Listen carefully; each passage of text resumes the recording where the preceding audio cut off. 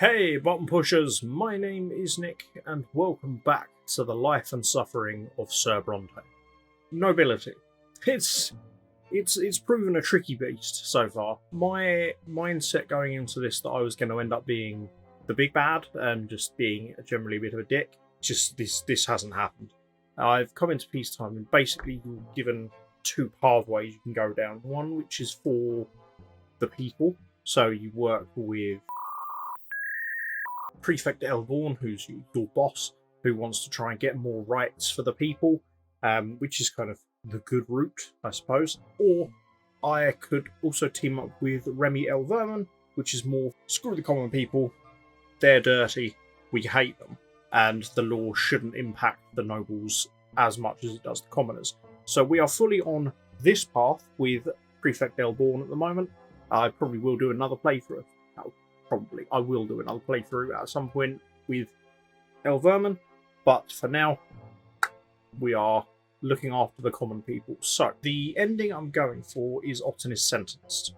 I am still friendly with Augustine Elborn. Good. I have Protector of the People. Good. I need justice to be between 8 and 9. It's currently on 7, and has been on 7 for a while, which is starting to do me a hecking frighten. So, hopefully we can just get one bit of justice. That's all we need. So if we can get that, then we will be all in line for Otten's sentence, which is good, because not only is Otten just the worst, it also is going to save Thomas's life. By this point, like 15 videos in, I think we all know how I feel about Sweet Thomas and our bromance, even though I've let him die numerous times. But either way, let's proceed, shall we? Search for evidence. You're walking up the marble stairs that lead to the doors of the prefecture. The sword of the younger twin, carved from stone, looms above the door, just as the case of Dorius Otten now looms over you. Preparing this case will take many long months, or even years. The words of Prefect Elborn are evidence enough of that. And time again you'll ask yourself, are you ready to see this case through to the end? Father meets you at the stairs, and judging by the dour look about him, news of your most recent case has already reached him. Son, I didn't want to discuss this back home. Elborn is our friend, and I stand by him at all times, but he's dragged you into something that is far too dangerous. Something that was said in the last episode that I don't think I actually questioned at the time, but I realised how ridiculous it was while I was editing the video. Elborn has taken this case against Otten. He tried to give it to Father, first of all, and Father said it was too dangerous because it could affect the family's reputation. So he's given it to me. But I'm the part of the family too. Surely it will impact the reputation of the family even if I do it. Huh? I'm not going to repeat your grandfather's mistakes, so I won't tell my son how to live his life or what to do. But I ask you to please consider our family. Would it be worth it to let us come to harm, even if the triumph of justice and law is at stake? There are already rumours at the prefecture. They say you're getting ready to summon a highborn Archnean to court. Soon these rumours will spread beyond the prefecture walls. You and I are both Brontes. Perhaps we ought to stay away from something so dangerous. Some battles are too ugly for us to win. You can always slow down the process and bide your time with the routine paperwork. Avoid attracting unwanted attention. This way your career and our family honour would not be at risk. Trust me in this, son. Rather than making a selfless sacrifice, we can achieve far more through tireless service and the good of the law.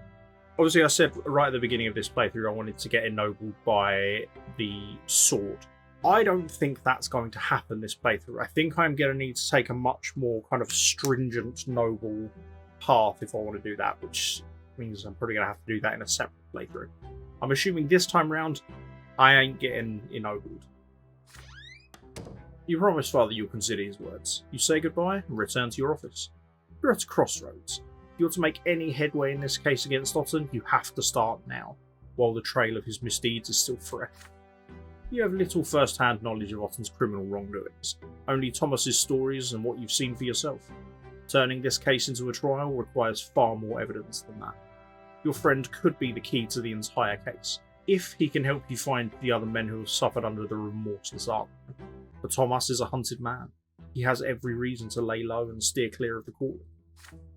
If Thomas can put you in touch with other victims and witnesses among the soldiers and officers of the Legion, perhaps you could gather evidence yourself. But the Legion may meet a lone outsider such as you with too much resistance. things could get ugly. You consider your options. Apart from Thomas, who else could help you gather compelling evidence against the commander? Otten is an Arknian from an ancient dynasty. Anyone involved will hold their tongue, no matter what. The way things are right now, not a single soul would risk angering the Ottens to aid a middling judge from an unknown family. Unless an even more highborn Arknian chooses to support your cause. Gaius Tempest, the Imperial Overseer of Margaret, the Emperor's own brother. Every aristocrat in the province knows he detests Storius Otten for remaining loyal to Archduke Melandas.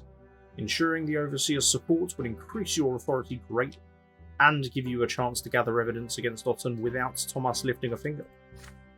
But the Imperial Overseer is one step above the Prefect, your immediate superior.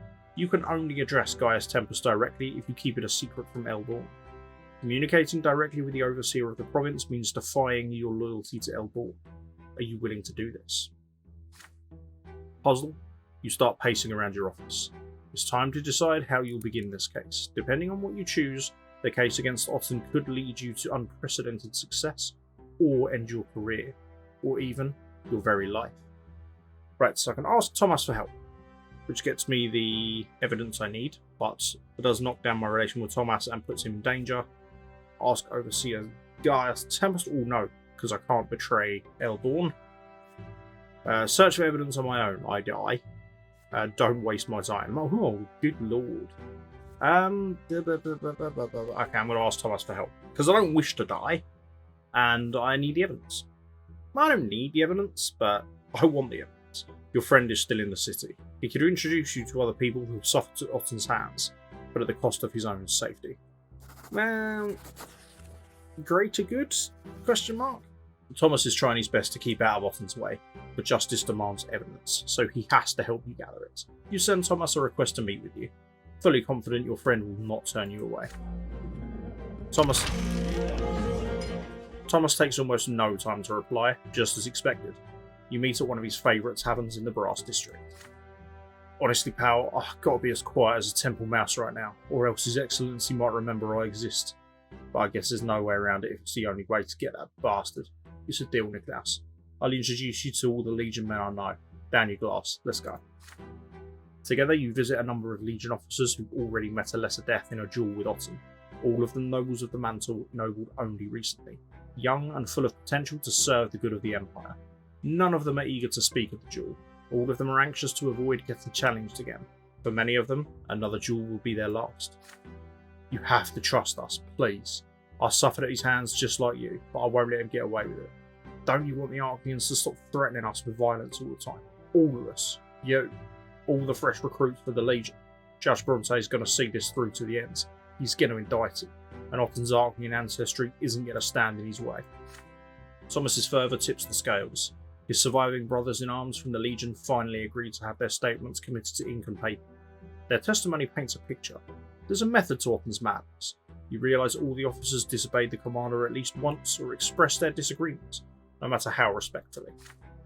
More and more officers are starting to realise that Otten's loyalty lies with Archduke Melandas, and not his lawful superior, the Overseer. So more and more officers are getting challenged by Otten. Have Otten's duels gone beyond his passion for sword fighting? Were they just an excuse to eliminate any suspicion of his treason? The relatives of the officers who have met true death in a duel are the hardest to convince. Widows, mothers, fathers, they all say the same thing with the same grim expression. They have nothing to complain about. Nothing can be done anymore. The officer met his death in the line of duty, and that is all. But Thomas is persistent, and eventually he persuades them to admit their husbands and relatives all met their end at Otten's hands. In all those duels and deaths, you begin to notice a trend. None of them was sanctioned or monitored by the Court of Honor. Noble tradition demands that every sword fight be sanctioned by noble society and overseen by a representative of the Court of Honor. So Otten thinks himself above the noble traditions of old. When all is done, you thank Thomas from the bottom of your heart. You would never have taken these statements without his aid. It's nothing. We're friends, aren't we? It's high time someone put an end to this beastly behaviour. I'll always be there to help you beat down that ugly blue freak. But I better lay low for now. If Otten hears me snooping around with you and asking about his duels, it'll be curtains for me. The once thin folder against Otten grows fatter by the day as you write down every instance, every name, every circumstance. One day, Prefect Elborn pays you a visit to see your progress firsthand. Oh, you've done great work, Bronte. Commander Otten isn't even bothering to cover his tracks. I must say, this evidence alone would be enough to indict anyone. Anyone save for an Arknian nobleman, sadly. So your work here is far from over. I see you realise that.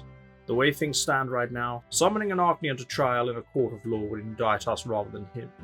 It would be better to postpone the case for now, but keep the folder safe and secure.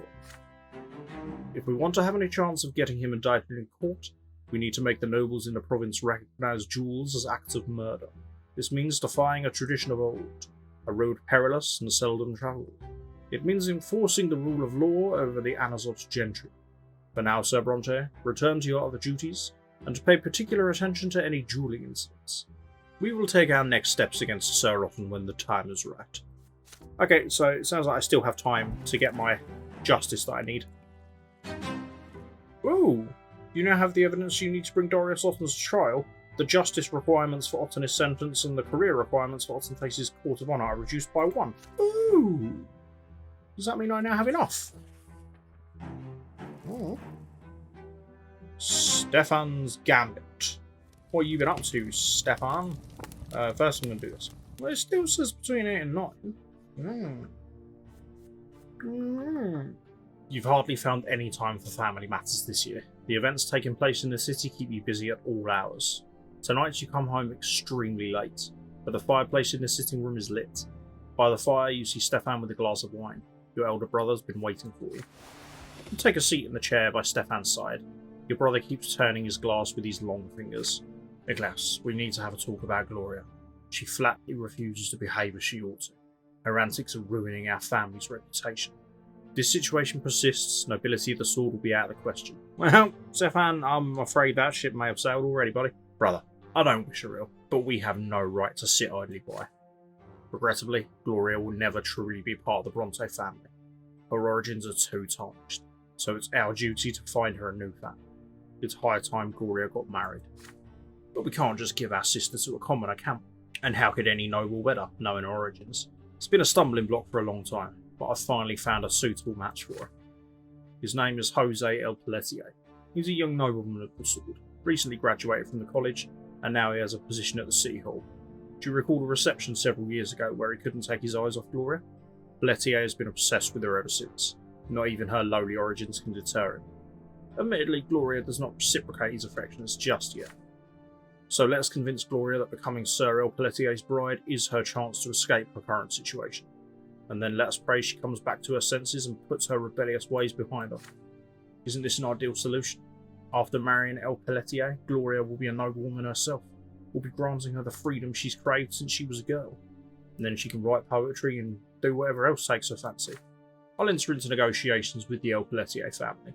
Rumour has it that Jose's farmer already has a future wife in mind for him, the daughter of an important chancery official. But Jose's passion must win out in the end, don't you agree? As for you, Niklas, please help me with Gloria. You're closest with her. Not this playthrough, buddy. You can make her see how beneficial this match will be. She must fulfil her duties to the family that took her in after all. Stefan looks at you expectantly. You're at a crossroads. Will you accept your brother's plan or refuse him? Will this marriage be a blessing? And for who? So, you can agree? Or I can refuse. I am going to refuse because I want the willpower and the unity, and also because I don't want to just marry Gloria off to someone who's a little bit lecherous. Your words slice through the silence of the sleeping house. You disagree with Stefan and will not participate in his plots against your sister. Stefan doesn't say anything, but the grip on his glass tightens. Finally, you hear the sound of breaking glass and glimmering shards fall to the floor. Stefan pensively contemplates the blood running down his palm. Pity. What a pity our grandfather, Sir Gregor, is no longer with us. He would make both you and Gloria see reason. Neither of you is capable of grasping what family and blood means.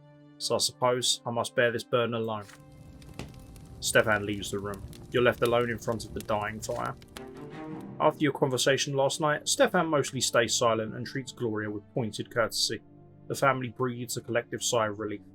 Could the feud between Stefan and Gloria finally be over? You're the only one who's aware of the scheme your brother is concocting. Whoop. Oh dear.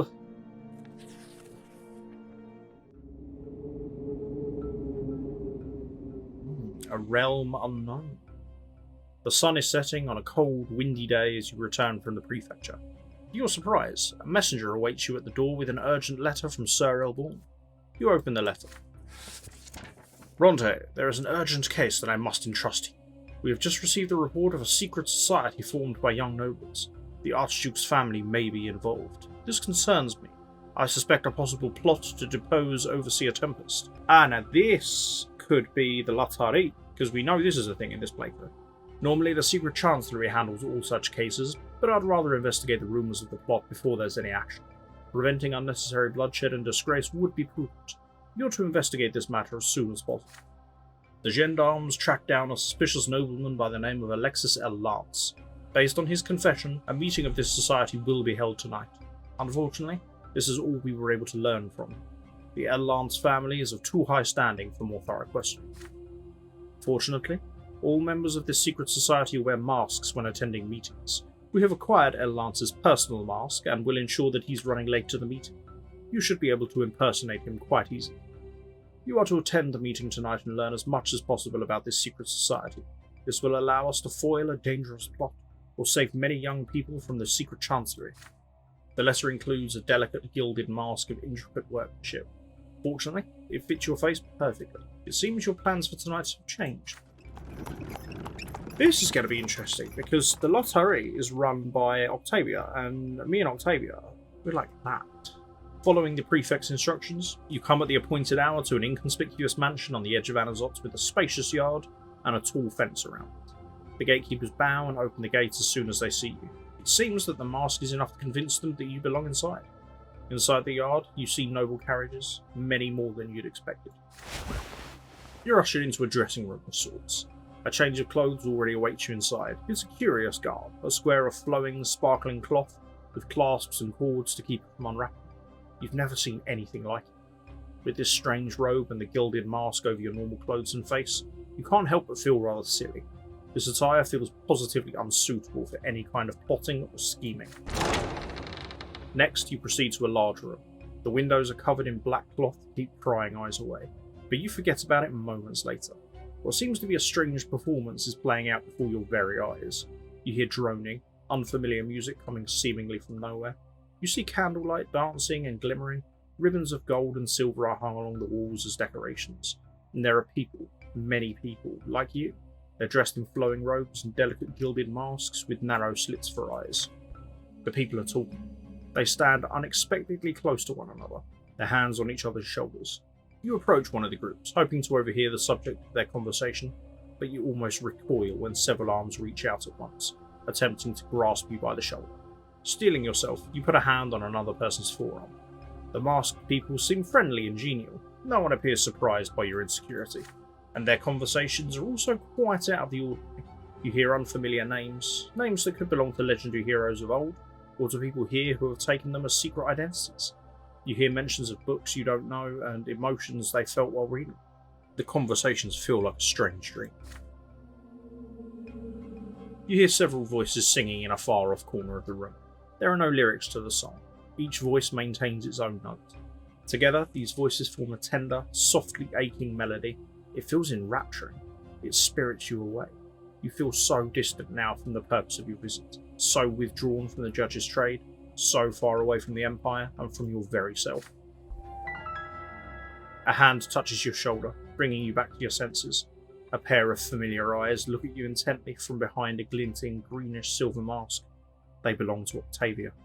You pull back and bow to the Archduke's daughter. I believe I recognize the man behind this mask. I never expected to see you here today, my extraordinary human. But I must behave here. You'd best do the same. We're not alone. It would be best if we're not seen too close to one another. As for this place, Sir Bronte, allow me to explain. This is my circle of Latari, and before you ask, no, we do not plot, nor do we scheme. We have removed ourselves as far as possible from such machinations. This place is a little world of our own, A brief respite from tradition and noble customs and other such fuss. Our gathering is but a pretense, a game of make-believe. We pretend we are neither nobles, nor citizens of the Blessed Empire, nor humans, nor Archnians, but the Latari. Do you know what that word means? I would not be surprised if you've never heard of the Latari. These days, the people of Latari are mentioned only in rare historical works. Long before us, in an age when the land was fertile and green, the Latari lived upon the land that would become Magra. They were masters of a remarkable art. They could create worlds from nothing but their conscious minds. Many of these people came here for simple entertainment and a brief taste of freedom.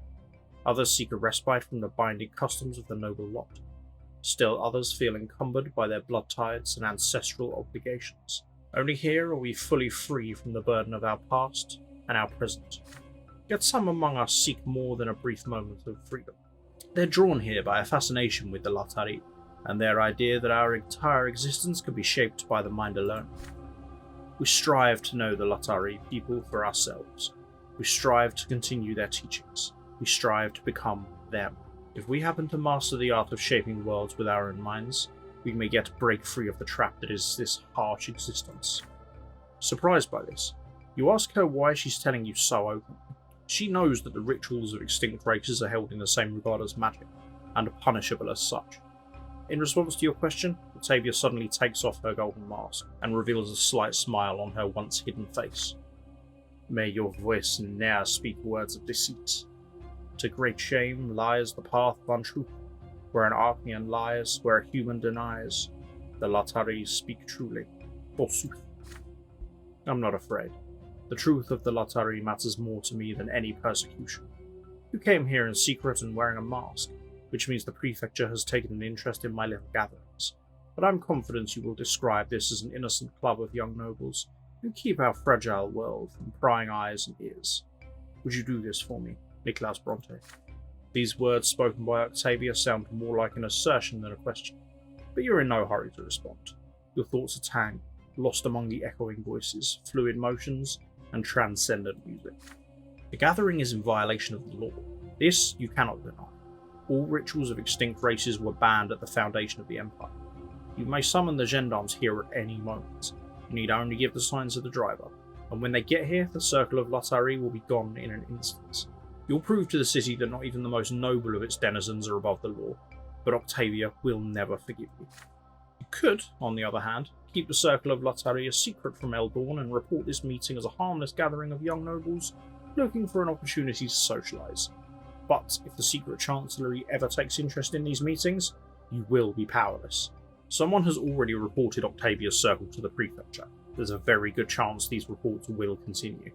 Perhaps if you tell Octavia of the danger she's facing, she'll disband the circle herself. There's one more way you could resolve this predicament. With a piece of paper, some ink, and a bit of skill, the Circle of Latari could become a noble historical society, one of many dozen in Anazot alone, legitimised by the city. Octavia's gatherings would remain a secret within this mansion. But do you have enough influence to make this possible? And would it be wise to expend it in this way? Say something, Niklaus. This is no time to be quiet. The great mystery of Latari is about to begin. So, I can keep their secrets, which knocks down my justice, so nope. Ban the circle, which ups my justice, does hit my reputation a little bit. Oh, and knocks down my Octavia. Or I can legitimise the circle, which does neither. It does, however, increase my wealth and my relation with Octavia. I need to do some thinking on this one.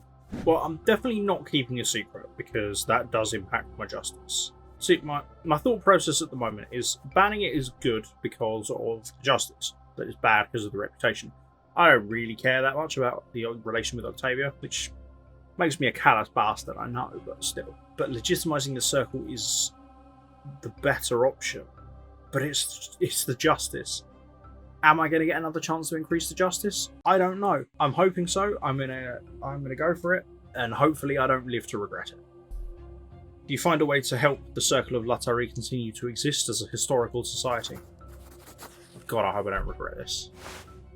You chuckle, shaking your head. How quaint.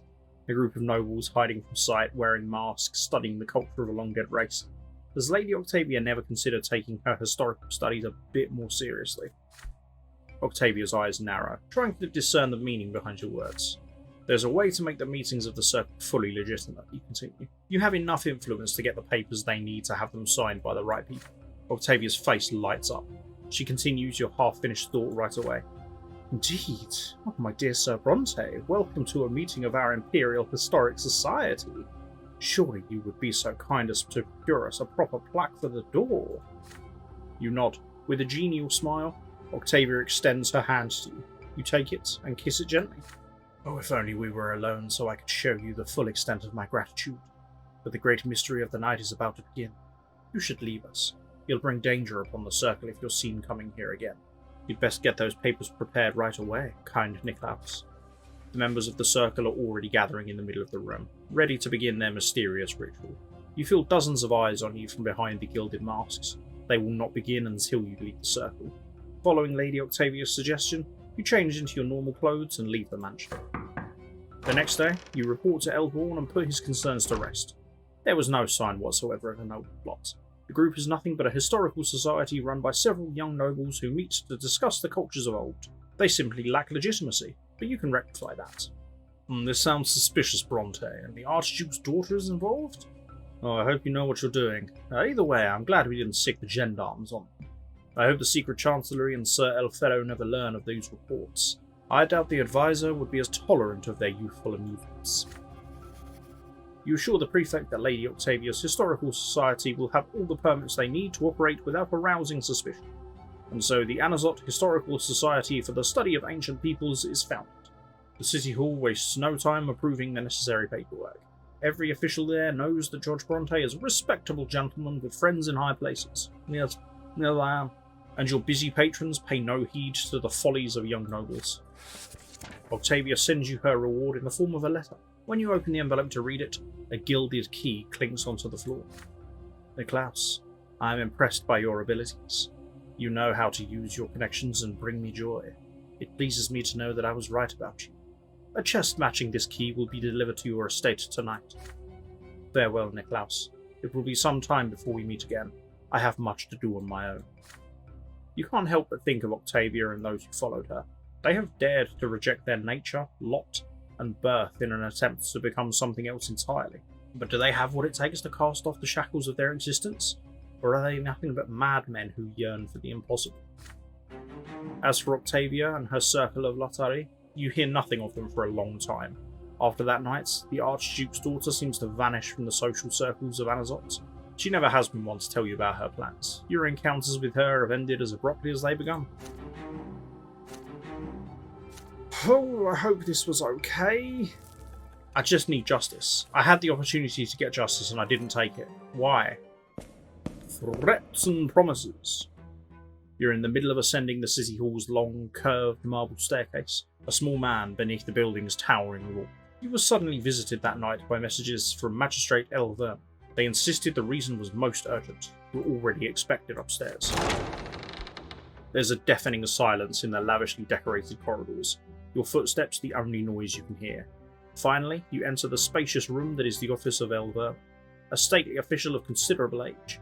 You find him sitting in his comfortable chair of carved wood. He acknowledges your presence with a nod. However, the magistrate is not alone.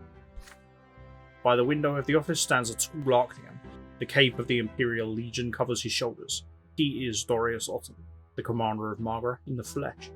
He doesn't even bother to turn around and look at you. The magistrate gestures to you formally, beckoning you closer. Judge Bronte, you have come at last. Sir Otton has been eagerly awaiting your arrival. You see, the commander has learned about a litigation being prepared against him at the prefecture. He demanded that an end be put to these machinations at once, and I humbly offered him my assistance. Slowly, Otton turns to face you. He eyes you with cold contempt. Ah, Bronte, you again. So you've been chosen to oversee this so-called case against me.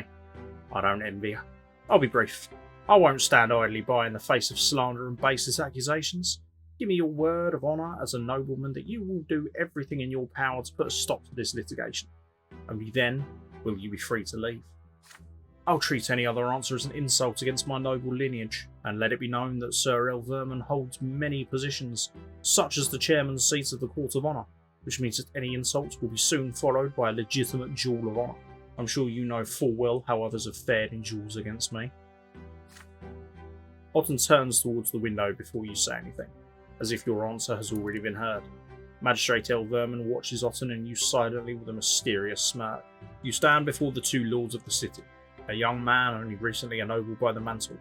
Any word that leaves your lips now will affect your fate. So put Otten at ease. Retaliate against Otten. Do I? Give Otten my word. Nope. I'm going to take the death. Because, ennobled by the sword, I have everything I need for this, apart from the reputation, which is only 1 point off. This would get me that point. I mean, it could still go horribly wrong at any given moment, and I'm still very concerned about justice, but I'll take what I can get. If Otten challenges you to a duel, a lesser death is certain. Any attempts to avoid it will only delay the inevitable, so it would be best to confront him now. And so, head held high, you place your hand on the hilt of your sword and take a step closer to Otten. Next come the words, your words, echoing loudly in the stunned silence of the city hall. Indeed, you are the judge in charge of Otten's case, and you will see it through to the very end. Your duty and your honour demand that you serve the Empire and enforce its laws, which apply to all its subjects. Yes, Otten will surely defeat you in a sacred duel, but the evidence you've gathered against him will see the light nevertheless. You're far from the only judge ready to challenge even the most powerful nobles of the province in the name of the law, and no matter what, justice will find Otten and strike him down. Otten is stunned by your verbal assault. For a moment, he remains motionless by the window, his face an azure mask. Slowly, the commander of Margara walks towards you, his heavy, piercing gaze transfixing you. You, a human, dare to threaten me? You calmly meet his eyes in total silence. Then suddenly, a grimace of rage splits the Archaean's face. His sword flashes like lightning. You barely have time to draw your own blade. The clanging of swords cuts through the stunned silence of the city hall. Otten lets out a torrent of strikes in an attempt to overwhelm you. Again and again, you barely deflect them. The Archaean's command of this blade is impeccable. You can't possibly stand your ground against him for long. You can't find even a single opening to strike back as Otten's fierce assault drives you towards the window. A commanding voice calls out from the other side of the office. Sir Otten, what do you think you're doing? For a moment, Otten stops. This is your chance. You prepare to strike him down as quickly as you can. But the commander of Margara notices your movement. He steps to the side and runs you through with his sword. A cold wave washes over you as the steel enters your body. You slowly collapse onto the marble floor, barely able to move. Otten stands over you, panting with rage. Sir Otten, what have you done? This is no honourable noble duel. It is murder in the heart of the city hall, in front of the chairman of the Court of Honour, no less. I insist that you leave Bronte alone from now on. One death is enough for him. Having caught his breath, Otten slowly wipes his sword and sheathes it again. You forget yourself, Elverman. You're as much a human as he. Still, what you say makes sense. This judge doesn't deserve my wrath, but if he ever tries to tarnish the name of Otten again... You lie prone at the feet of your murderer, your hands clutching at the wound in your chest, a tiny speck of red on your white dress shirt. Black clouds your vision. Your final thoughts freeze and slowly disintegrate as you leave your dead body and head for the glimmering white lights high above. But death number 2. You come to your senses atop the stone slab of your family crypt. For a while, you don't move, slowly getting acquainted with your body born anew. Your mother's sombre silhouette stands above you, bowed in prayer. You hear her quiet, meek voice, just as you did as a child. Oh, at last you're back with us, Niklaus, my son. It pains so much to watch you sacrifice yourself so, all for the sake of your trade and your honour. You have 4 lives in this world by the twins' grace, each a precious gift. You have cast away the lowly lot of suffering, so I beg you, do not seek it anew. Steer clear of pain and wounds and death. Your father appears in the doorway of the crypt. He comes closer and bows to you respectfully. Son, the entire city is talking about you and your sword fight with Otten. Even the highest aristocracy believes the commander of Margara deserves all the blame for assaulting you without challenging you to a duel. While you acted like a true nobleman and defended the honour of the Bronte name, you suffered a lesser death through no fault of your own.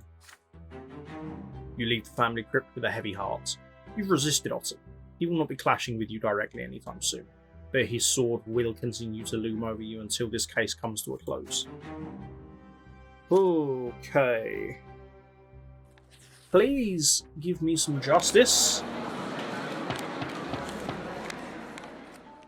Nobleman's honour. Otton's case still looms over you, a burden and a threat.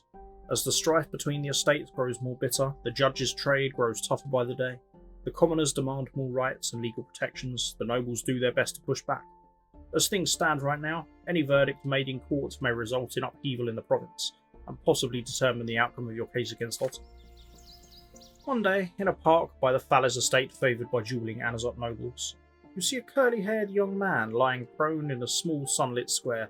His body has been pierced by a sword, and it has not vanished. A true death. You're here to investigate a report of an illegal duel.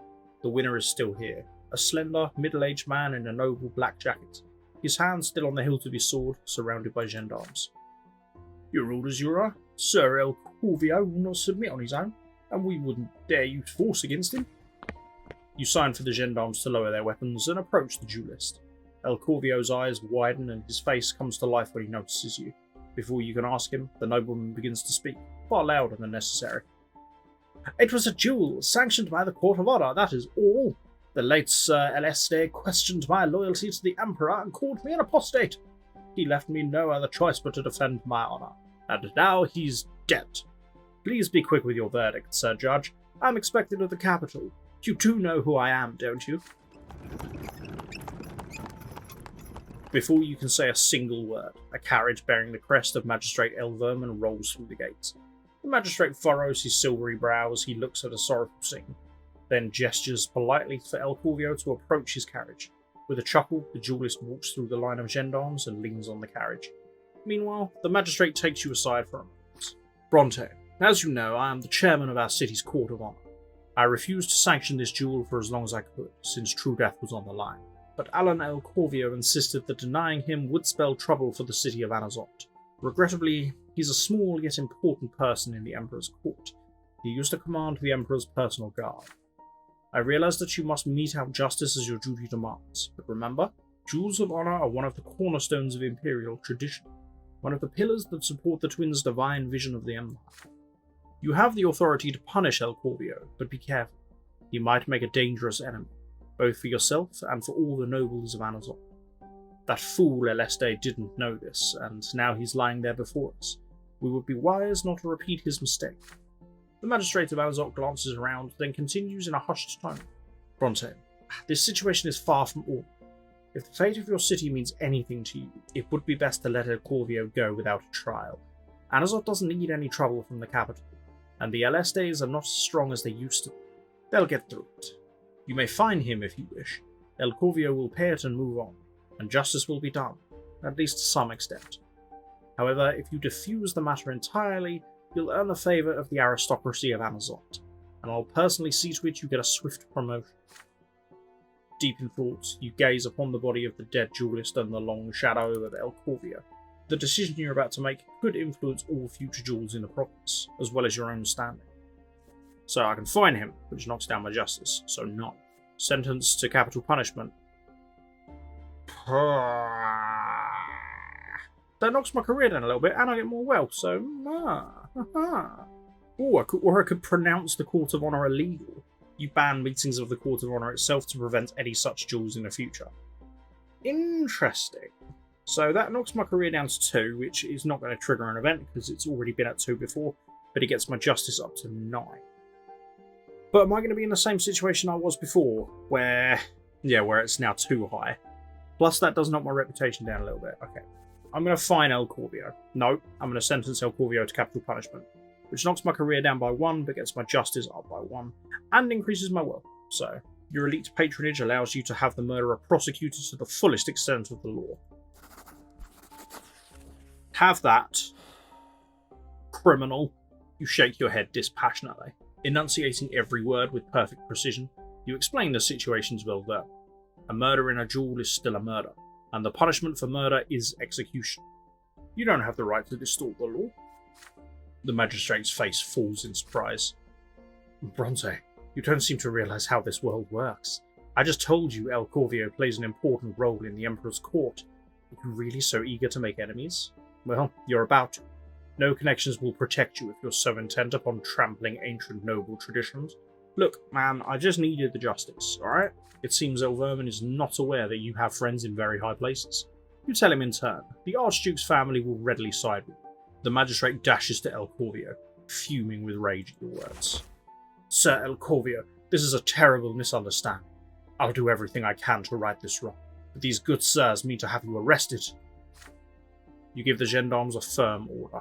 Seize the murderer's sword, shackle him, and take him to the prefecture. You dare to call me a murderer? Doesn't anyone in your filthy, decrepit province know the meaning of a duel?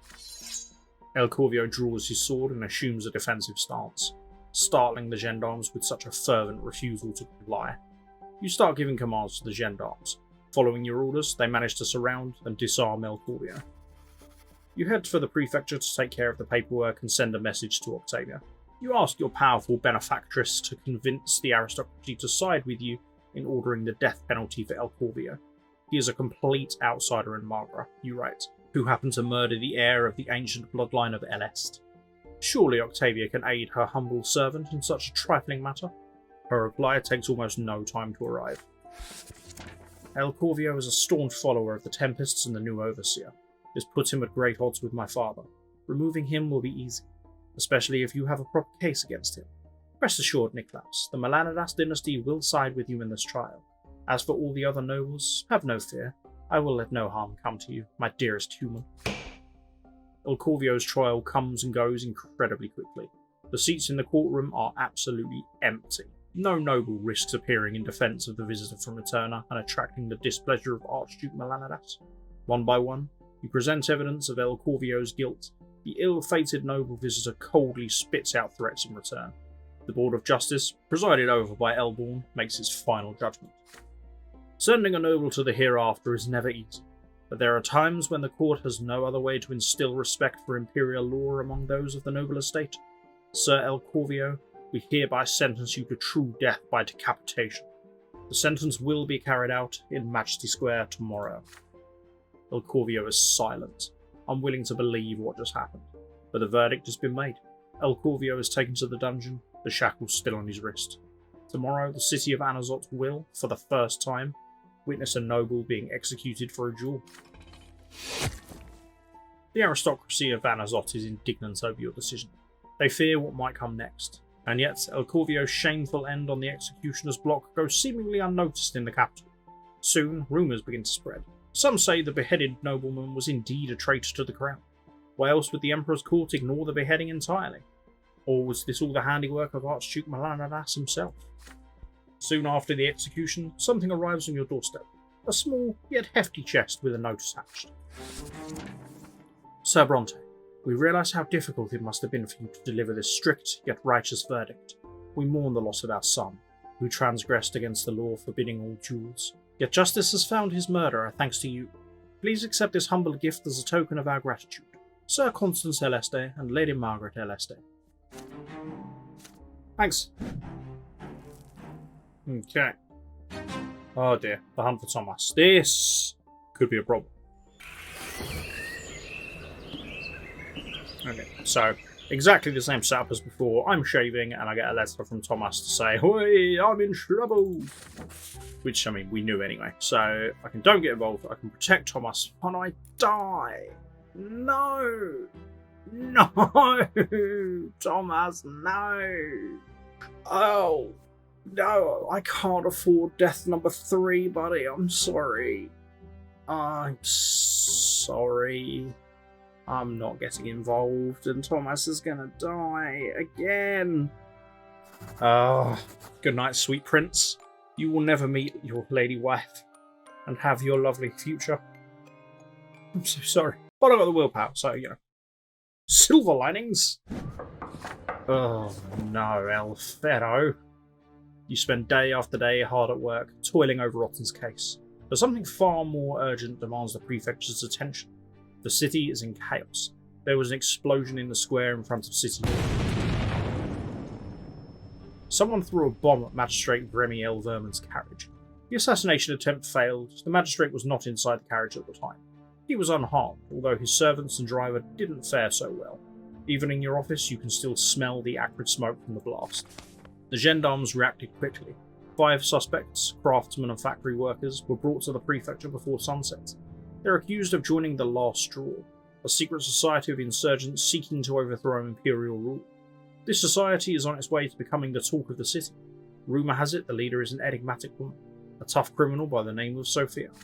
The 5 suspects deny their involvement, but a number of eyewitnesses saw them walking towards the square, and some of them still have traces of gunpowder on their fingers. Judge Carlo Folkgraven has taken the case. The trial will be mercilessly swift. The 5 are to be hanged tomorrow morning. The sun begins to set. You're about to leave for home when you hear heavy footsteps in the hallway. A stranger enters your office. He's pale, with chiseled features, a furrowed brow, a thick black mustache, and dark eyes watching you intently from deep within their sockets. He presents you with a gilded pendant in the shape of a wheel. Baron Philippe Elfero, Secret Chancery Advisor. I imagine that you're well aware that we deal with plots, schemes, and revolts against the Empire. I have a matter of great importance to the Empire to discuss with you, Sir Bronte. I am aware that the case of the explosion in your square was not assigned to you, but for our purposes, this is actually for the best. The Secret Chancery has been following this so-called Last Straw group for a long time now.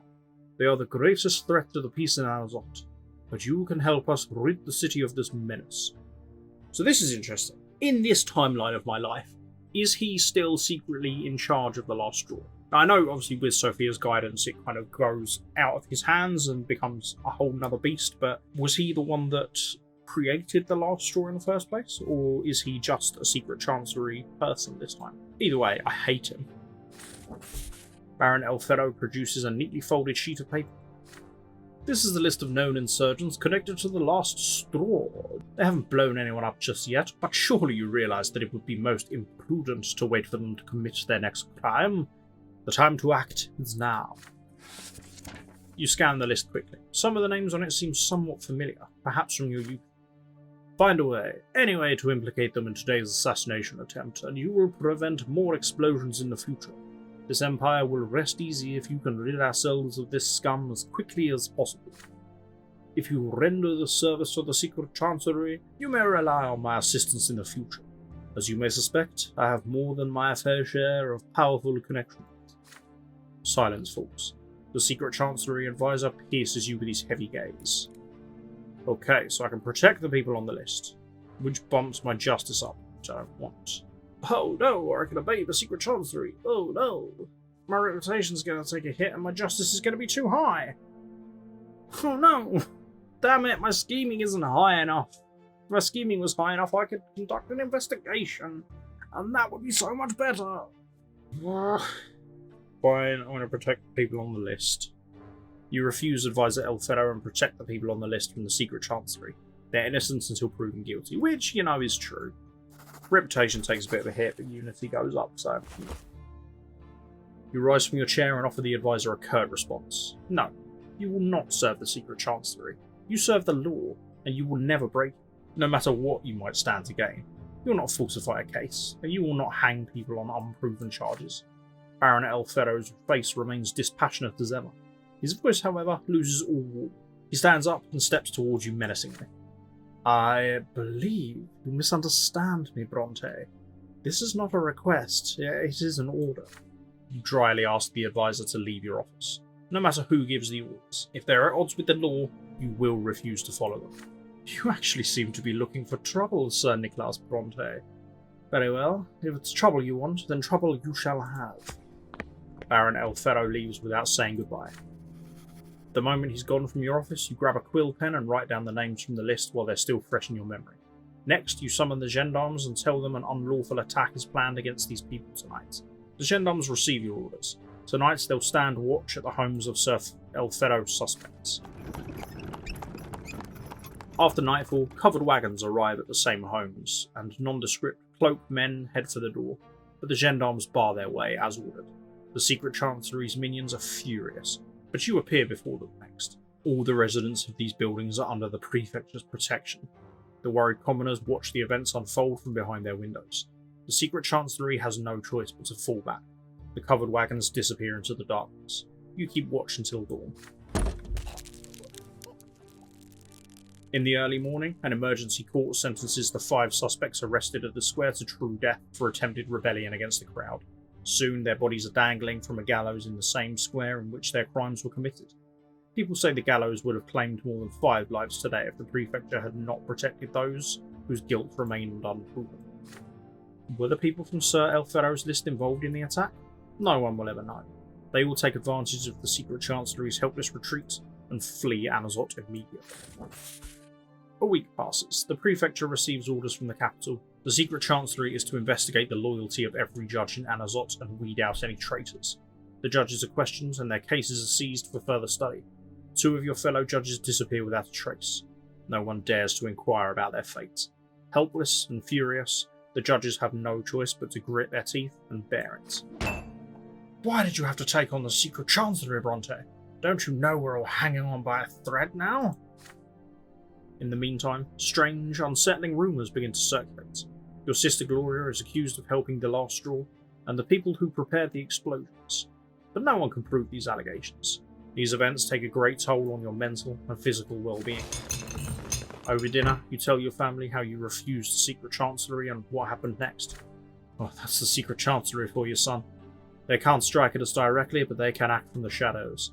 No judge or honourable noble should ever follow their orders. I am proud that you refused them. The false rumours will die down sooner or later, but your honour will remain your own. I'm pleased too, brother. Those people would label anyone an insurgent to curry favour. I'm glad you kept those innocent people safe. Your family's assurances bring some relief. The false rumours have tarnished your family honour, but together you can weather the storm. 7th year of service.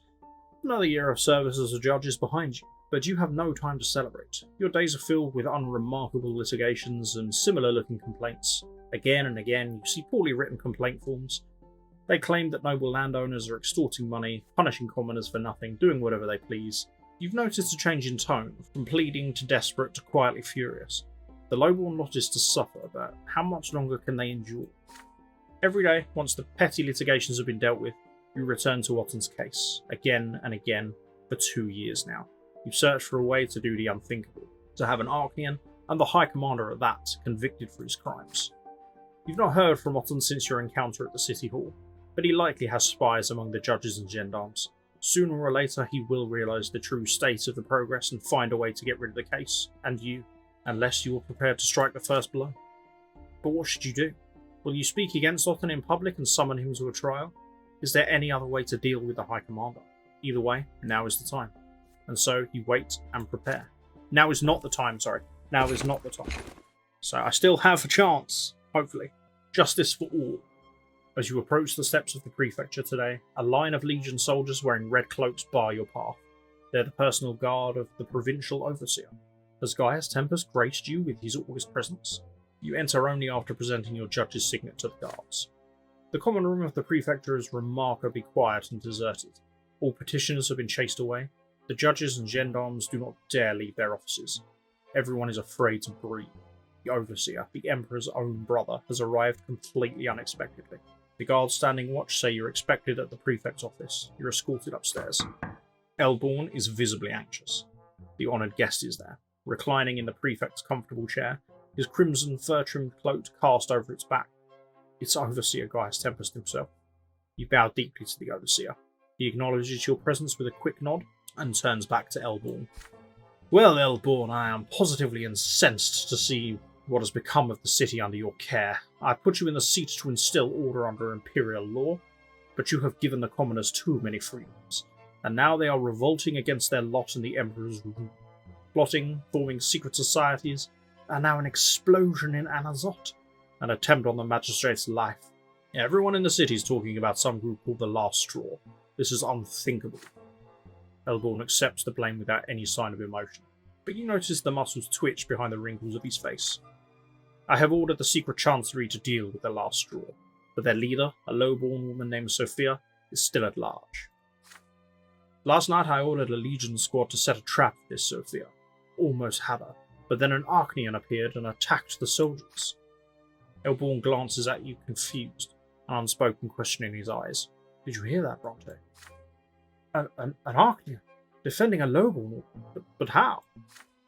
Indeed, Prefect. One Anthony Fess, a young Archaean of little note. It seems he now values lowborn insurgents more than his high birth, his honour, and his loyalty to the Imperial dynasty. Baron El Ferro of the Secret Chancery has been tracking him for quite some time. The young man began mingling with the revolutionary rabble, and has since lost his mind. Now he swings his sword about in defence of the rights of the common folk. Let us leave the insurgents to the Secret Chancery. That is their duty. What concerns me, however, is Anthony Fess. My legionnaires were nipping at the insurgents' heels, and then this Archaean appears and murders 5 soldiers. Those poor souls were actually flummoxed, unsure whether to fight back or humbly accept their deaths at the hand of an Archaean. The mind boggles, Your Eminence. An Archaean has broken the law for the sake of the common estate. May I assume Your Eminence has a plan for this Sir Fess? Would that I had even a semblance of a plan. What a sordid predicament. Anthony Fess is a traitor who has committed a great offence against the crown. Yet he is an Archaean. I shudder to think what might happen were he to be prosecuted to the fullest extent of the law. This has never happened in all of the province's history. The Archaean dynasties will not tolerate it, and Archduke Melanidas will be swift to take advantage of the situation and undermine my authority in the province. Your Eminence, the law of the Empire is the same for all its subjects. Perhaps it would be better to have its power demonstrated once and for all. Sir Fess challenged more than the soldiers of the Legion. He challenged the rule of the Emperor himself. Elborn! What did I just tell you? Prosecuting an Archaean would represent an even greater threat to my authority. Find another way. This Fess is young and hot-tempered, so push him to the breaking point in the court. Get him to draw his sword. Let everyone see him for the dangerous traitor he is. Even for an Archaean, this would be an unforgivable transgression. Not even the Archduke would dispute a verdict against him. Gaius Tempest's gaze focuses on you. You do your best to show no emotion and remain as invisible as possible until the Overseer gives you permission to speak. Judge Bronte, you are here for a reason. You will handle the prosecution. I'd rather have Sir Prefect deal with this mess of a case himself, but he's too powerful to risk if it all fails. Cheers. Rest assured, many nobles and Archaeans will demand you set him free no matter how much evidence you have against him. The traitor Fess must be punished, but I ask you to ensure that my reputation remains untarnished. I have no intention of going down in history as the Overseer who allowed our inviolable Archaean rights to be compromised. That will be crossing the line. Prepare your case. Gaius Tempest rises from his seat in the blink of an eye and walks out, escorted by his guards. For a few seconds, utter silence fills the Prefect's office. Then, at long last, Elborn feels he no longer has to restrain himself. He blames me for what's going on. Me, his most loyal human. No, I will do everything I can to have that criminal punished. Do you realise how much it will advance our cause if we can get that Archaean condemned in a court of law? This is the only way we can instill the rule of the law in these lands, Bronte. The Overseer insists that the trial be scheduled for tomorrow. Anthony Fess has been located. He was found and surrounded by gendarmes on the streets. However, he didn't resist and gave his word of honour to stand trial. You barely have time to prepare the charges before entering the courtroom. The normally half-empty seats in the courtroom are crowded today. The highest ranks of the aristocracy and the most noble families and dynasties all focus their gaze on you as soon as you step inside. In the depths of the courtroom, you notice Octavia Melanidas, surrounded by her retinue of young ladies. The Archduke's daughter watches the trial unfold with a wry, indifferent smile. You descend to the podium. Prefect Elborn himself presides over the board of judges. The courtroom doors swing open, and the defendant, Anthony Fess, enters, escorted by gendarmes. The young Archaean is dressed in a defiantly modest garb for his status. No embellishments, no jewellery, just a simple linen undershirt. However, he still carries a sword, as expected from a highborn noble. You read the charges as procedure demands. Sir Anthony Fess willfully caused the lesser deaths of 5 soldiers of the Legion, thereby allowing a number of last-straw insurgents to escape punishment. Murmuring fills the courtroom. The Archaean's large, dark eyes watch closely, catching every motion in the hall. Then suddenly, Anthony Fess interrupts you and speaks for himself. People of Anazon, I was not brought here by force today. I broke the law, and I'm ready and willing to be held accountable before all of you. I fought those Legion soldiers, and I killed them. Did I violate Imperial law? Yes, I did. Yet, does anyone even bother to count the transgressions committed by our rulers on a daily basis? Why does the law exist if no one follows it? I do not accept a law that offers no salvation from eternal tyranny for the common estates. By my birth, I was given the power to rule over humans, but if suffering is all that rule brings, then I reject. I'm ready and willing to sacrifice my very life for the sake of justice, so that all citizens of the Empire will begin to respect the law. The young Archnean's words, loud and desperately audacious, spark turmoil in the court. The stunned board of judges is at a loss for words. The gendarmes freeze in confusion, and the nobles are terrified. You hear their screams, "Madman! Pull yourself together! You're no commoner, you're an Archnean!" The courtroom is on the verge of exploding with tension. The gendarmes try in vain to placate the audience. The board of judges looks to you. As the prosecutor, you must continue reading the charges against the defendants. The fate of the rebellious Archnean is in your hands. But do you have what it takes to make the most of this situation? Hopefully I have what it takes to knock down my justice a little bit. So provoke the Archnean. No. Oh god, I die. Acquit him of all charges. Oh no, that tanks my career completely. Turns Octavia for aid. That could work. That could work. Cool. Yeah, that brings my justice down to 9, which is good. That is okay. So I still ideally need to tank it a little bit more, just to be on the safe side, but this could work. So you ask Octavia to pardon the young Archnean in the Archduke's name. We're kind of after the same thing. We want the law to apply to everyone, not just the commoners. He's just going about it in a much more stabby fashion.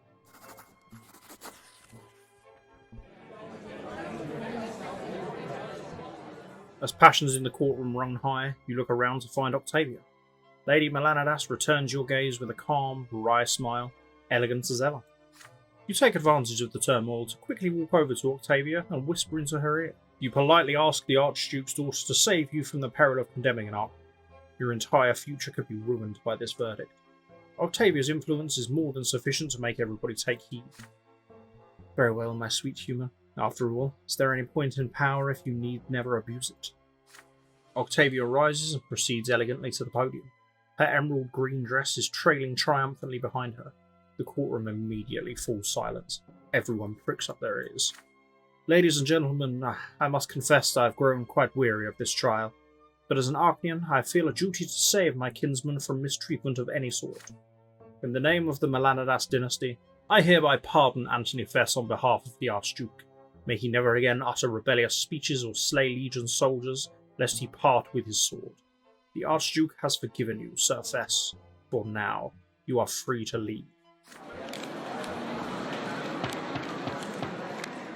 Octavia nonchalantly returns to her seat. Flabbergasted, Elborn can only announce the end of the trial. The nobles all gasp and shout, gossiping about the deranged act of the Archduke's daughter. Anthony Fess bows stiffly to Octavia and leaves the courtroom. Do you see, Niklaus? I will spare no expense for you, my human, and I have taken somewhat of a liking to this Anthony Fess. He has no qualms about defying rules of any sort. I can already imagine my father's fury when he hears of my pardon. But what's he going to do? Take me to court? Your chance to set a precedent against an Archnean in court is gone. Anthony Fess roams free now in spite of his outright call for revolt. A letter arrives almost immediately after the trial bearing the Overseer's seal.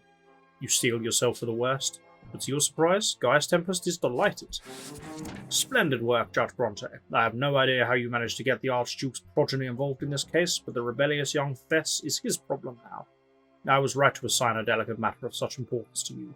Elborn will be told to promote you as soon as possible. I need more intelligent, reliable men like you at the prefecture. Ba. Come on. Come on.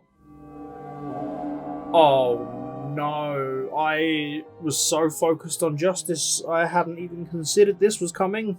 Mummy's going to die, and I don't think there's anything I can do to stop it. No!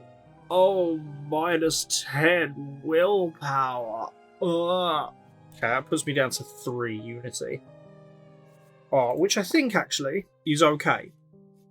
As long as I can get the reputation back up to 8, we still have a chance. But my willpower. My willpower.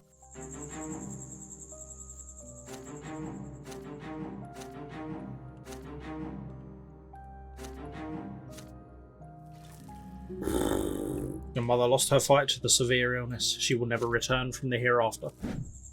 Transformation.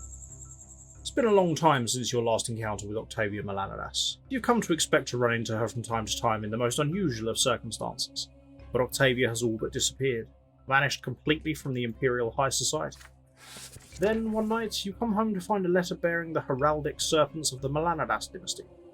The handwriting is not Octavia's. The letter was penned by the Archduke himself. We, Duke Tarquinius of the Great Melanidas dynasty, salute you, Judge Nicolaus Bronte. We have been made aware of your relationship with our daughter Octavia, but we shall leave the particulars of this relationship for another time. Lady Octavia has disappeared. It has been 1 month since she was last seen in any of our holdings within the city of Amazont. We, Archduke Melanidas, expect you, Bronte, to aid us in finding our lost daughter. Tread carefully, lest you attract unwanted attention to this matter. The reputation of the Melanidas dynasty is at stake. Do not fail us, Judge Bronte. The Archduke's expectation represents a direct order to find her as soon as possible.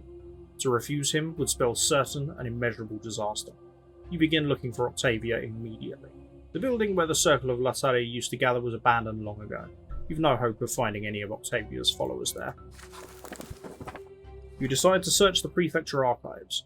You spend an entire morning going through each and every case and report concerned with ancient races and rituals of old, even indirectly. After a long search, you finally stumble upon a familiar name, Alexis L. Lance, a noble from an influential bloodline. You impersonated him when you infiltrated the Circle of Latari 2 years ago. The archives say that L. Lance was reported multiple times to be searching for another faith, and claimed he was seeking to understand the design of the twins in his own way.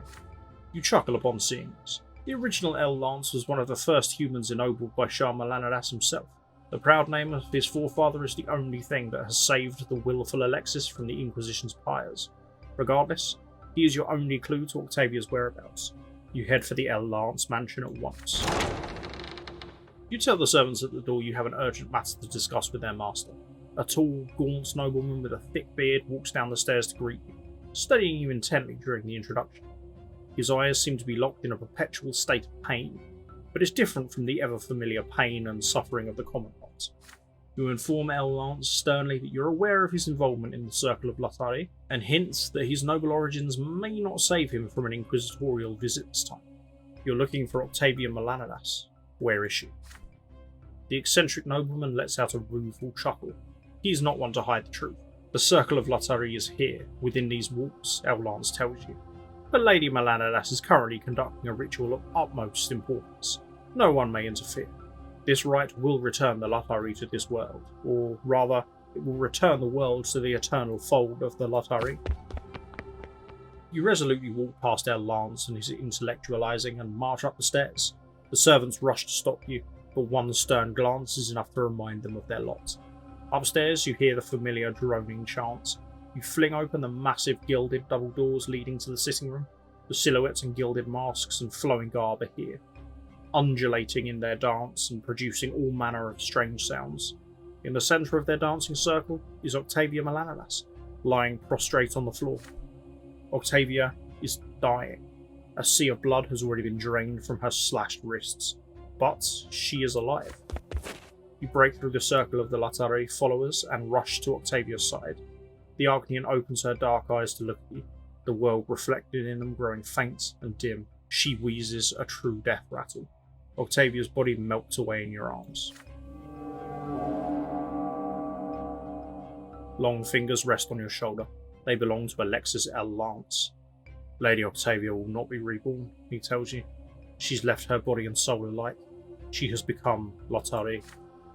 Without a word, the members of the circle slowly part and spread out around the large room.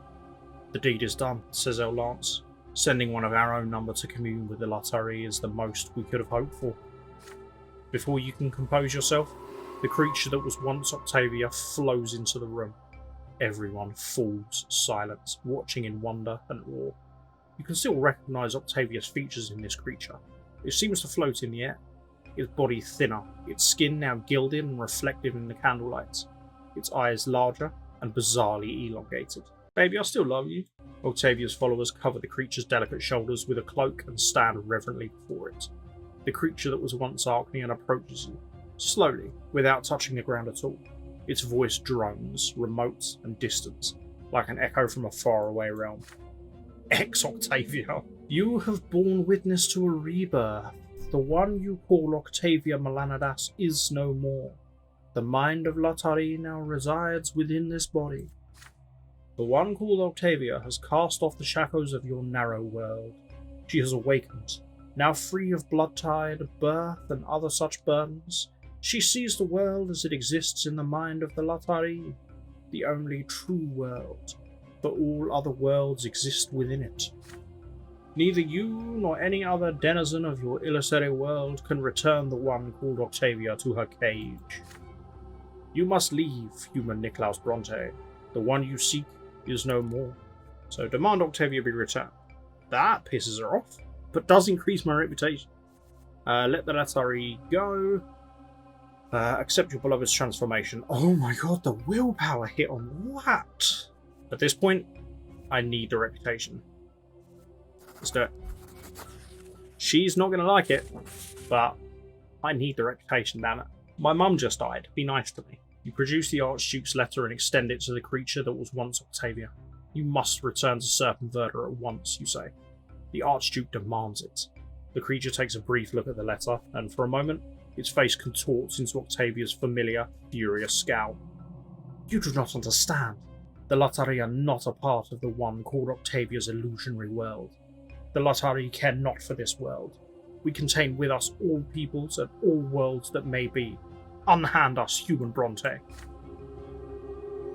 But you do not let go. And then Octavia turns her head and looks at you. The creature's eyes are nothing but emptiness, darkness. It swallows you in an instant. For an unknown time, you cease to exist. No family, no calling, no people, no things. Never born, never died, never lived. You ought to be terrified, you realise, but the man who ought to be terrified has ceased to exist just the same. How long it lasts, you can't tell. You regain consciousness in your bed back home. The servants say a strange, gaunt, bearded man brought your unconscious body home in his carriage last night. He said something odd when he handed you over. He faced the truth and failed to accept it. Those were his words. As soon as you recover from this experience, you head to Castle Serpenwerda. The Archduke will not tolerate any delays when it comes to his daughter's fate. The guards escort you to the ancient throne room, the same room where Octavia once met you herself. On the throne sits the Archduke, sullen and dour. His face resembles that of a bird of prey. His lips are tightly pressed. His body is hunched and tense. You kneel before the reigning lord of the province.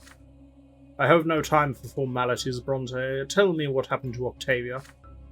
You remain kneeling, your eyes cast down. You tell him about everything that happened in the circle of Latari and explain the mystery and rebirth of Octavia Melanidas. You describe how you attempted to stop the ritual and return Octavia to her family estate, but the creature that was once her told you Octavia was no more. Archduke Melanidas listens, showing no emotion, but his hand clutches at his scepter harder and harder with every word. Does he even believe what you're saying? After you finish, he remains silent for a long time, thinking. Finally, he speaks. Would that you had lied to me, Bronte. But you have told me no lies. I know what my daughter is capable of. What happens now is none of your concern. You will forget any ties you had to Octavia, as well as my orders, forever. I intend to repay my debt to your family. Nobility of the province will know about my gratitude to you. But tread lightly, Sir Niklaus, for my favour does not last forever. Farewell. The high road takes you back to Anazot. Empty in the dark nights, you can't help but think of Octavia, or of the creature that she's become. The creature that called itself Latari has disappeared without a trace. The Archduke's men scour the entire city, but can't find her. Will you ever see her fragile, ethereal silhouette again? So I'm going to make a note of something quickly. So I'm keeping a list of everything I want to kind of go back and see. So this Latari route would be very interesting. So to join the circle, and then to accept the Latari transformation. Be interesting. I don't think it would have any long-standing ramifications, but it would still be interesting to see. Oh, betrayed by me. You betrayed Octavia's secrets to her father. I told on her. But my reputation's good now. Archduke's daughter has transformed into a mysterious creature. neither Arcanian nor human in nature. The runaway bride. Interesting. I don't think we know this one. For some time now, you've been trying to remain aloof from family affairs. The conflict between Stefan and Gloria has not been resolved, and you've refused to take sides. You're confident they've been plotting and scheming against each other all this time. And now, Stefan's efforts are about to bear fruit. All the arrangements have been made, all the negotiations are done. Gloria is about to leave the Bronte home to marry Sir Jose El Pelletier, the noble of the sword who has fallen madly in love with her. Your sister fought tooth and nail, but couldn't hold her ground against Stefan forever. It was no easy task to arrange this match between a nobleman and a commoner whose father had rejected her. Every single member of the El Pelletier family did their best to change the young nobleman's mind, but he refused to relent. Stefan did his best too. He spent an eternity convincing the groom's family that Gloria has received an excellent education and will make Sir Jose a fine wife. And so, the wedding day has come. The family prepares Gloria for the long journey. The wedding ceremony will be held at a church next to the El Pelletier estate. As tradition demands, no one else is allowed to attend the wedding. Gloria is completely silent today. She meekly allows the servants to change her into the coarse, humble garments her lot demands she wears before the twins, all without saying a word. This is kind of a similar setup to what we've seen before with her on her wedding day, but obviously I was responsible then. I'm not responsible now, so this should be interesting. Gloria, say something. I beg of you. This marriage is the best thing the Bronte family can do for you. You're about to join a noble bloodline. Gloria stares back at Sir Robert, her mother's husband, who never became her father. There's bitter sorrow in her gaze. I think it's more likely I'll be added to their family's opulent collection as another exhibit. But still, from the bottom of my heart, I thank you, Sir Robert. You've destroyed the last of my illusions. My fate rests in the hands of my noble masters, and it always will. Father responds with a heavy sigh, at a loss for words. You prefer not to intervene. Gloria would rather not speak to you anyway. Just outside the door, you hear the neighing of horses and Stefan's excited voice. Gloria, your groom has arrived. The man who enters Gloria's chamber behind Stefan is Gloria's betrothed, Jose El Pelletier himself. His dignified bearing and the thin features of his wistful face betray his noble origins. An elegant earring glints in his ear, a concession to modern high fashion. El Pelletier greets the bride's family with a gallant bow and gently kisses the hem of Gloria's dress. The young noble of the sword takes great pains to remain composed, but, standing so close to his future wife, he can't help but let his emotions show. Good sirs, I fell in love with Gloria the moment I laid eyes on her, that fateful party so long ago. Or if I may, I give you my word that you are giving her to a respected and prosperous home. And from what Sir Stefan has told me, your family's standing will only benefit if Gloria becomes a member of another family. After all, I am a born nobleman with no hereditary title. No scandalous rumours or gossip regarding my wife's origins can ever harm me, and any man who dares to speak a word of slander against Gloria shall face a duel to the true death. Well said indeed. A most wonderful outcome for everyone involved. Gloria will want for nothing. I will keep her safe from all the world's troubles, free to write poetry, indulge in entertainment, and serve her husband. The enamoured noble gazes at Gloria with a tender expression. She hides her eyes behind her unkempt hair. There's a hopeless look about her. Gloria, my love, it is time. Our journey calls. The temple is ready for the ceremony. Very soon, we shall announce the sacred intertwining of our destinies to the twins themselves. And then, your new home and new life awaits. Gloria looks up. There is an obstinate glimmer in her eyes, so familiar from your childhood years. No! I don't agree to any of this. I'm not a member of the Bronte family, after all. They can't trade me away as though I was their property. I'm a bastard child of lowly birth, and that's what I'll remain. At a loss for words, El Pelletier turns to Stefan.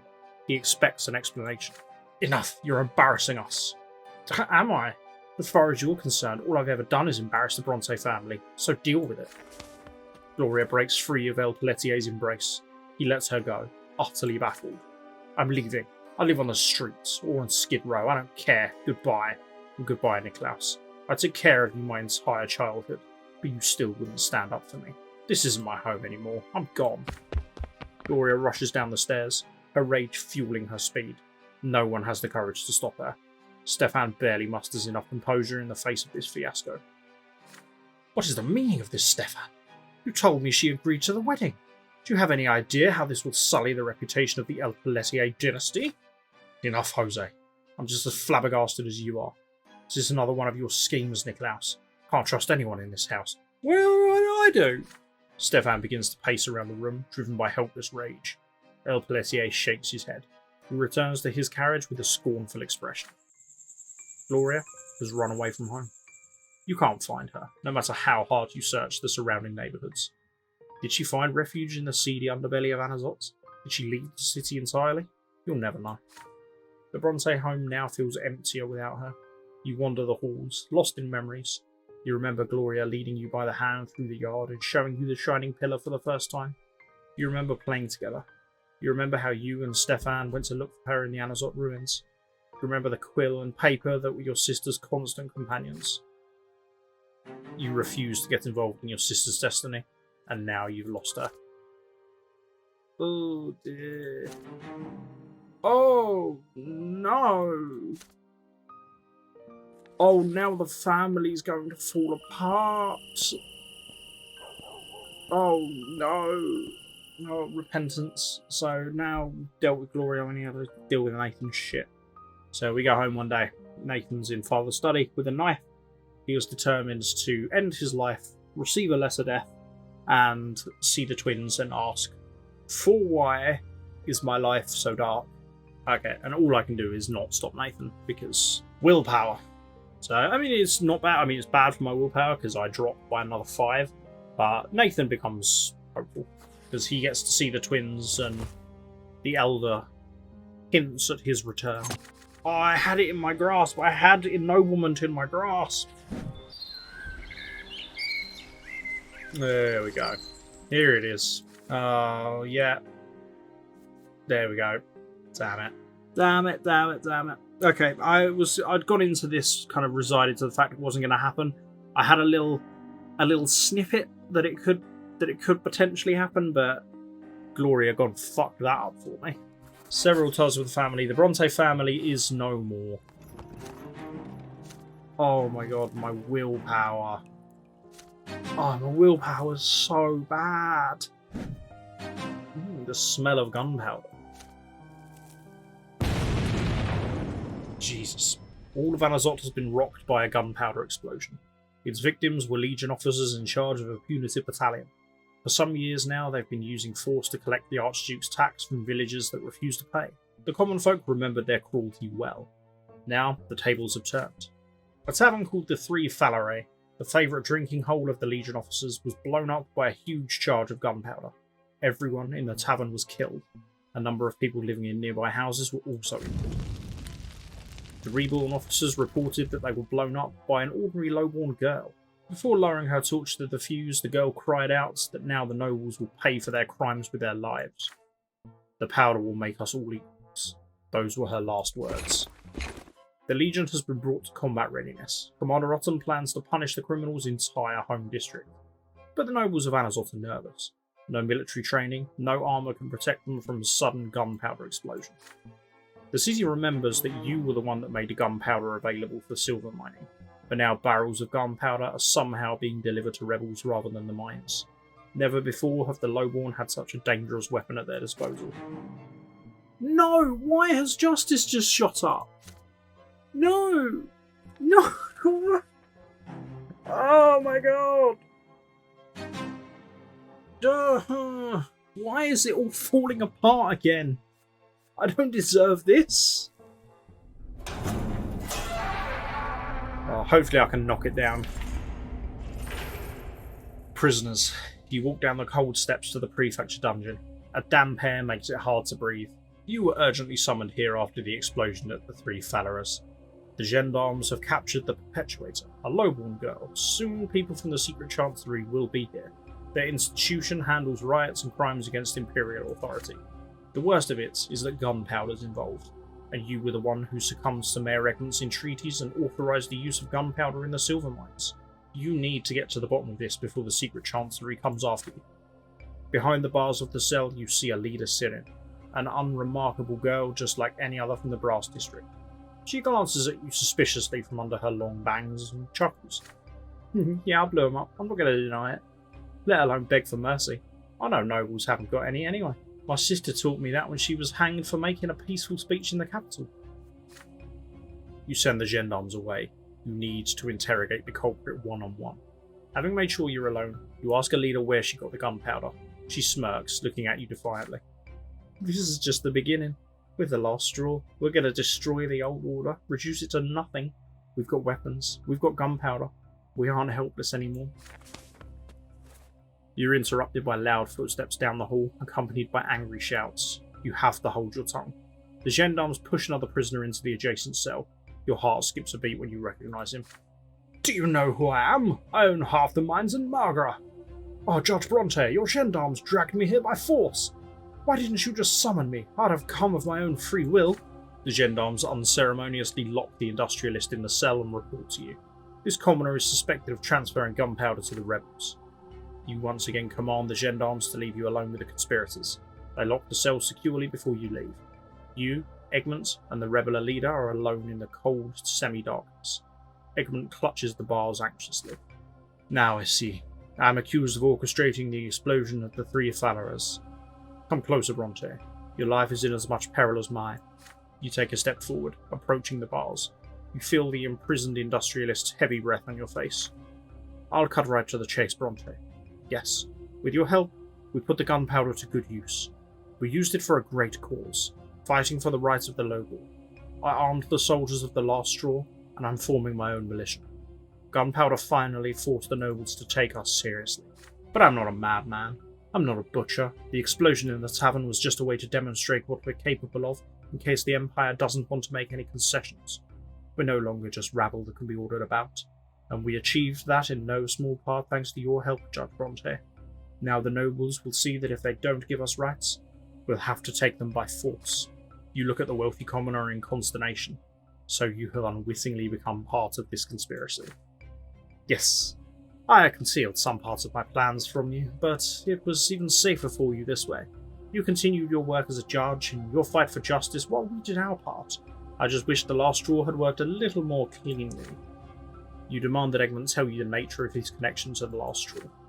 We made an alliance. The last straw are relentless fighters, like this young lady here. And it's wonderful that there are people who are willing to make sacrifices for the greater good. Sadly, sometimes they leave too many clues behind. Our cause is just. Egmont casts a disapproving, sidelong glance at the rebel girl. Then he leans in even closer and continues quietly. But explosions and bloodshed aren't my goal. I'm going to make Anazot the first city in the Empire where all citizens have equal rights, no matter what estate they're born to or what lot they have. Isn't that what you've been struggling to achieve all along, Bronte? Do you think this is just some fantasy? We're one step away from taking power in the city and imposing our conditions on the Overseer and the Archduke. Time is running out. Soon the Secret Chancellery will take us, and then our cause is doomed. Unfortunately, you'll go down with us, my friend. We're in this together, since you gave us the gunpowder. Let's not let that happen. Not now. Not when we're so close to sparking a genuine uprising. You don't betray your emotions to Egmont. Your face is thoroughly concealed by the shadows. Let us both out of this cage, me and the girl from the last straw. Help us escape. I'll make sure you're clear of any suspicion. It'll seem like we broke out on our own. The Secret Chancellery will be busy hunting us down, and they'll leave you alone. Meanwhile, we'll finish our preparations and strike first. You've already picked a side, Niklaus Bronte. Now is not the time to change it. Help me escape, and you'll be one of the heroes of the uprising. But if you betray me, you'll be one of its first victims. Hurry. Okay. So, I have to keep them in captivity, which is fine. It knocks my justice now. Now my justice is too low. Oh my god! Son of a bitch. Finally, you let Egmont see your face in the semi-darkness. You've had a sneer on your lips for quite some time. No, you are not going down because of Edmund's deception. You have your own plans in this regard. It's too late. You can't stop it, Bronte. You fool. The uprising will make mincemeat of you if you don't come to your senses. History will be on our side. I was genuinely trying to help you out by giving you gunpowder, and you've abused it, you bastard. Not listening to him, you turn around and swiftly go upstairs. Egmont's threats die out in the darkness. Doing your best to look composed, you walk up the stairs and announce that the interrogation is over. It's time to hand the prisoners over to the Secret Chancellery. Afterwards, you lock yourself in your office and go through all the papers in search for any evidence that could link you to Egmont.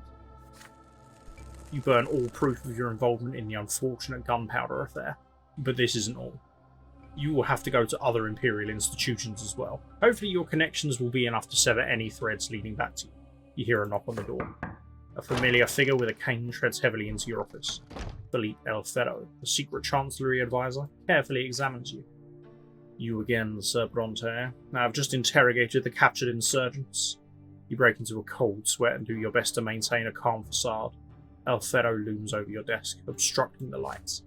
So, there is no doubt that the explosion was the handiwork not only of the last straw, but also of Mayor Egmont, whom you know well.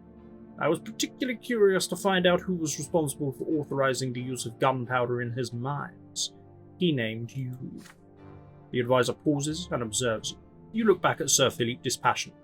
The storm that's raging inside you must be contained.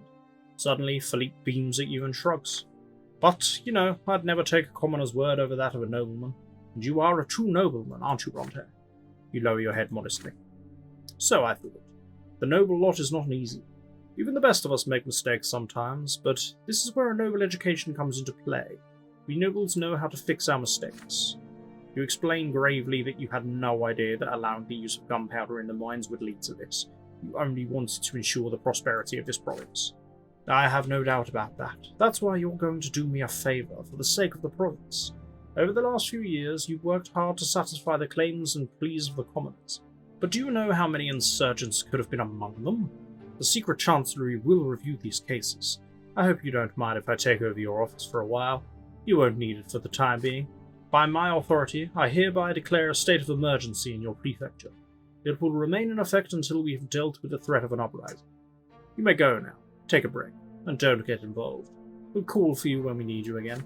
Elfero installs himself in your chair and promptly begins going through your papers. He's no longer paying attention to you. You have no choice. You vacate your own office. Back home, you collapse into bed and sleep for a long time. Mayor Egmont is hanged before a huge crowd. The execution of a prominent advocate for commoners' rights infuriates them, but they're too frightened to take up arms. In addition, many say that Egmont only desired more power and profit for himself, not protection for the poor. Egmont's body is left hanging in the square in front of the city hall for a long time, as a reminder of the fate awaiting anyone who attempts to defy the imperial order. You spend the next month at home. The explosion allowed the Secret Chancellery to obtain special authority for the purpose of defeating the rebels. The gates of Anazot are locked. Citizens are commanded not to leave their homes without good reason. Gendarmes, transferred temporarily under the command of the Secret Chancellery, prowl the city, searching houses and arresting suspicious individuals. The people they arrest usually disappear without a trace. Finally, a month later, the Secret Chancellery declares that the threat of rebellion has been eliminated. The gendarmes return to Elborn's command. For the first time in a long while, you go to the prefecture. Your office has hardly changed, although it's clear that it's been used daily. The inkwell is all but empty. A number of documents concerning your old cases have vanished from the drawers. You see small spots of dried blood on the carpet. Oh, shite. Shite. The carriage takes you further down the city's narrow streets. They're filled with noble carriages and commoners hurrying about their business, but the driver skillfully avoids them all. You watch the city uneasily from behind the carriage doors. The past few months have been so tense and challenging, they felt like a single, unbearable moment. You had to face one ordeal after another, and Otton's case sometimes fell by the wayside. But you have no doubt that the outcome of this case will determine your fate. Your previous encounters with the haughty commander have assured you of that. The time to strike Otton down is coming soon. Right now, you need to make your final preparations. Your gut tells you that time is running out. Either you seize the initiative, or Otton will destroy you himself. But what should you focus on at this critical juncture? You consider your options. Well, I'm going to have to bide my time because it's all I can do. The justice requirements for Otton is sentenced are reduced by 1. That is not reflected in this. But I'm hoping I'm still going to have the option anyway. If it turns out I need willpower for this, then I'm going to start throwing hands. No, we'll find out. You rub your hands together in satisfaction. Soon, very soon, Otton will be the only one unaware of his inevitable downfall. You tell the driver to take you home. You'll take this time to rest up and regain your strength before the most trying challenge of your life. Oh, Christ. I'm very worried. The hour has come. You stand at the window of your office and watch the living streets below, exhausted. For over a year, Anazot has been steadily simmering with unrest, like a soup pot over a well-stoked flame. The endless feud between the Archduke and the Overseer, the first trials against the nobles, insurgencies flaring up all across the Empire, grim, heavy, dark red storm clouds now hang in the sky above Anazot. Preachers of the new faith fill the streets, urging their people to reject the lots. The abbot of the Temple of the Silver Tree, Father Lennart, has turned the city's most ancient church into a new believer stronghold. Commoners flock to the squares in droves. The mob grows bolder and bolder as they demand new freedoms and protections under the law. Commoners have begun forming armed militias. The last straw insurgents commit brazen acts, hoping to overthrow the authorities. The nobles of the sword demand that every mob be dispersed by force. They're ready to fight for the ancient privilege, sword in hand. You cast a glance back at your desk, still covered with piles of paperwork for Otton's case. You've been working on it for over 2 years now. This case will have to reach a conclusion someday. But when? Will you be able to free yourself from the mortal peril into which it's drawn you? Your thoughts are interrupted by heavy footsteps and clacking hooves. The square in front of the prefecture quickly clears as workers and merchants do their best to flee. A legion battalion is advancing on the prefecture. It's led by Dorius Otton, on horseback and in full armour. He rides right up to the steps. The square resounds with his commanding voice. I am Dorius Otton, High Commander of this province, and I have come to demand justice. I have proof that a judge named Nicolaus Bronte has been collecting slander for years, seeking to tarnish the Otton name. I have already warned this judge, and I will not stand idly by in the face of an insult. To accuse me is to undermine the rule of the Archnians, our noble traditions, and the sacred order of the Empire itself. I demand that a stop be put to the campaign of defamation. I expect Judge Bronte to burn his so-called case right now. Until that happens, my battalion is under orders to treat all those who serve the prefecture as traitors to the crown. No one will leave this building until I see these vile accusations against the Archnian dynasty burned to ash. Ilborn comes rushing into your office, as pale as a ghost, but trying his hardest to remain composed. Nicolaus, Otton caught us off guard. I knew we should have begun his trial much sooner. He has the upper hand now. No one will come to our aid. We must give Otton our reply. It's all up to you now, Sir Bronte. This is it, the moment of truth. How will you respond to Otton's ultimatum? Please don't dick me over. Without saying a word, you stare out the window again. The sky is dark and overcast, thunder echoing in the distance. The Legion soldiers stand still, awaiting new orders. Otton's horse is right by the stairs as he awaits your reply. The past several years flash before your eyes. Cases and verdicts, threats and promises, decisions and deeds. Where have they led you? Your career? Your province? How will you approach the task of rebuffing one of the mightiest Archnians in the province? It will all be decided now. Okay. Charge Otton with his crimes. Thank the Lord. Both charge. I am the law. You descend the stairs and walk to the door of the prefecture, ready to meet Otton face to face. You've worked hard to defend the rule of law within the province, and your efforts have borne fruit. Commoners, nobles, even Archnians are all now equal before the law. It's thanks to you that this change has taken root, both in and out of court.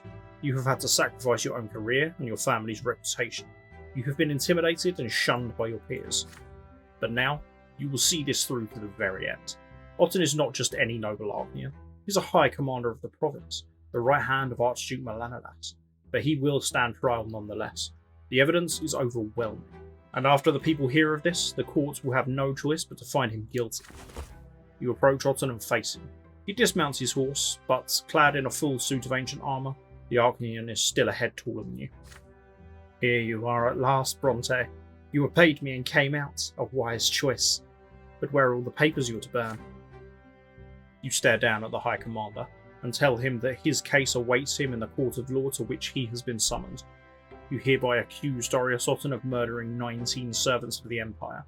The trial will begin 3 days hence, and is open to all citizens of Anazot. You vile wretch! How dare you give orders to an Archnian? Would you want me to round up that tally and make it 20?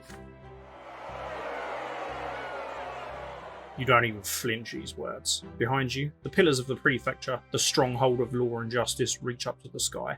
You notice people flocking to the square, taking heed of your voice. "Have no fear, Judge Bronte," they shout. "Protect the judge!" The commoners form a living wall between you and the furious Arknian warrior. "Battalion, prepare for battle. Disperse the mob." But the Legion soldiers behind Otton are already faltering. The Legionnaires no longer wish to tolerate the murder of their brothers in arms. The battalion captain stares at Otton, his eyes like daggers. "Sheathe your swords," he commands his men.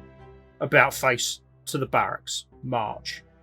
Abandoned, the Arknian looks around in confusion, alone and armour-clad, like a painting of old brought to life. "Traitors! You dare call yourselves nobles? You will all pay for this, every last one of you. As will you, Bronte, your low-born cronies, and your foul court." Otton leaps into the saddle and flees the square, booed by the resentful crowd. You let out a loud sigh. Only now do you realise how incredibly tense you felt. Elborn's hand comes to rest on your shoulder. "We've won, Niklaus. Otton has already lost, whether he knows it or not. Prepare for the trial, Bronte." The sky over Anazot splits apart, showering the dust-covered streets with long-awaited rain. "Oh, goddamn!" Otton's sentence. The day of the trial has come. The large prefecture courtroom is overcrowded. The gentry rarely, if ever, visit this place, to say nothing of the Arknian dynasties. But this is an unprecedented occasion. The man about to stand trial is an Arknian, one born to rule, Dorius of the Otton dynasty, the High Commander of Margra, the Archduke's second in command. All of the elite provincial aristocracy is here today to show their support for Otton. You see Magistrate Elverman among them, as well as many other nobles you've angered as a judge. The noblemen are restless, clutching uneasily at the hilt of their sword. Prefect Elborn presides over the trial. Gaius Tempest occupies the seat of honour next to him. The overseer's face remains coldly indifferent. Your time has come. You walk to the podium, step after step, the weight of their gaze is on your back. Thanks to your efforts, commoners and nobles must now face trial equally. Those born to rule have no choice but to submit to the justice system. Step by step, the future depends on what you are about to say. You begin the opening statement for the prosecution. First, you say that Dorius Otton, a highborn noble, has been found in violation of the Emperor's ban on duelling, with ample evidence to that effect. Oh, enough of this. I've already wasted far too much time on this pathetic trial. So you want my money, eh, Judge? Very well, I'll pay all the fines. The Otton bloodline can afford them and more. But I was born into my lot, and that lot is to wage war and kill. Thus do I serve the divine design, and no one slow-born human's going to teach me how to live by my lot. In the sight of Gaius Tempest, a fellow nobleman born to rule, I demand an end to this disgraceful farce. May no Arknian ever be summoned again to this filthy courtroom fit for peasants and petty merchants. The stall grows silent. All eyes turn to the overseer. Gaius Tempest winces and knits his brow. He casts a glance over the nobles gathered in the courtroom, then nods for Elborn to continue. In one sense, Sir Otton, you are correct. It truly is disgraceful to see an Arknian stoop so low that he must be brought before the court.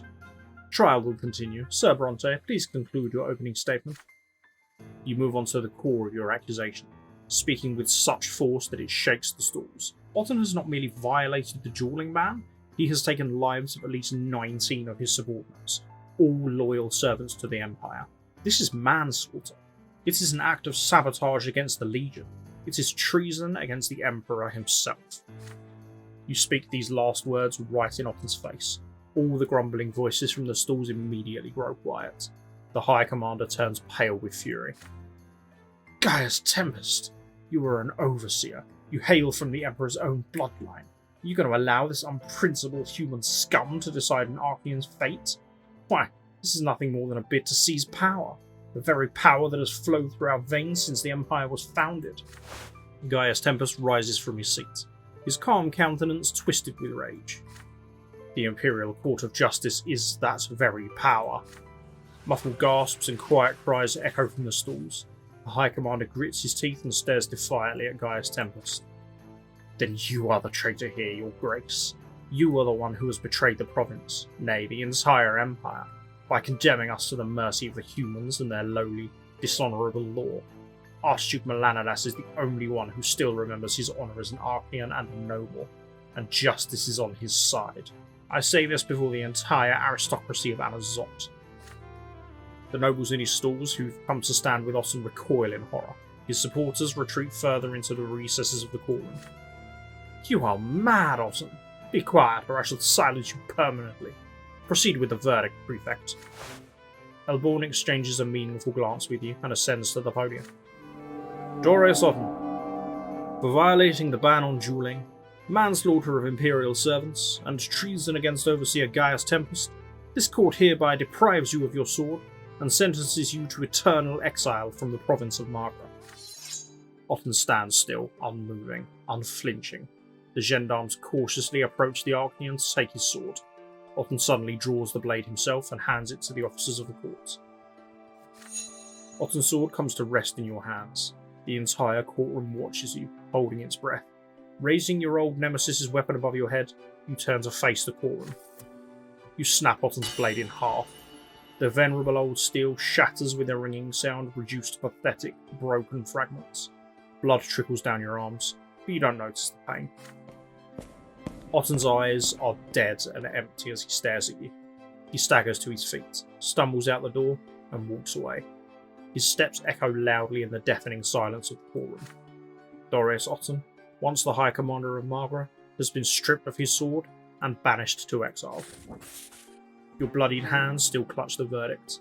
Today marks a precedent the likes of which the Empire has never seen.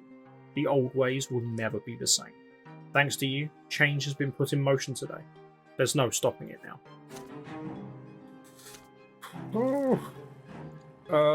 Achievement! That was a hard-fought battle. Peacetime is done. Peacetime is done. I'm going to end this one here. We are going to do the revolt in another episode, which means the next one, the end part's probably going to be, we'd wager, probably half the length of this one, but I'm going to do that because I have a horrible feeling that it's going to end badly, in which case I'll need to rerun a few things, but we'll figure that out next time. So I'm kind of out of time for this one, which is unfortunate, but I don't have time to run through all of the revolt now, and I don't want to stop the revolt halfway through. But next time we will get this playthrough finished off. This has been hard. Really, really, really hard. So I had a few comments on part 1 of this, basically saying that I had kind of screwed myself before I'd even left youth. So that is probably true. My family have suffered dearly. I thought they would, but it teased me. It dangled that carrot in front of me so it looked like it was going to be okay, and then just yoink, snatched it away, and everyone just no longer talks to each other. So good. I'm alone in the world now. Ultimately, I went into this wanting to have Dorius Otton sentenced, and I have achieved my goals. It has just cost me literally everything. So, if you want to check this out for yourself, then the link to the game page is in the description. If you want to tell me what a horrible job I've done, or praise me for being amazing, or just if there's any sort of angle in this you want to see, let me know, leave me a comment, and I can add it to my list. Thank you very much for watching. If you've enjoyed this video, then why don't you go ahead, the like button, the trial that's cost me absolutely everything, that is the subscribe button, make sure you, that bad boy. And until next time, love you, bear.